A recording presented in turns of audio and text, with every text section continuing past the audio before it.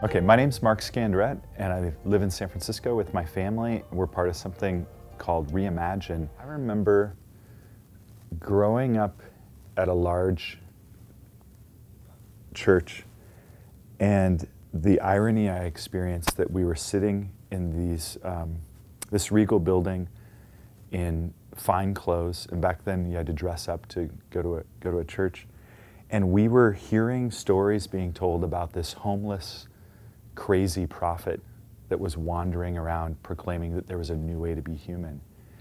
And I think we're being invited to remember that that Christ phenomenon is where this all began, and that we can rediscover that energy for ourselves by learning to walk in the way that Jesus walked, by taking a risk to imitate the ways that he lived, and figuring out what it means for us to live into that where we live.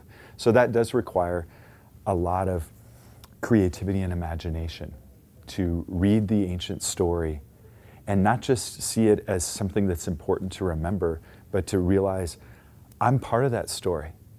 I can be like the people in that story. I can have the kinds of experiences that they had. I can learn to love so boldly as they did as well. I can learn to be tapped into the connection and power of my Creator just as they did, and that we get to add to that story with our lives.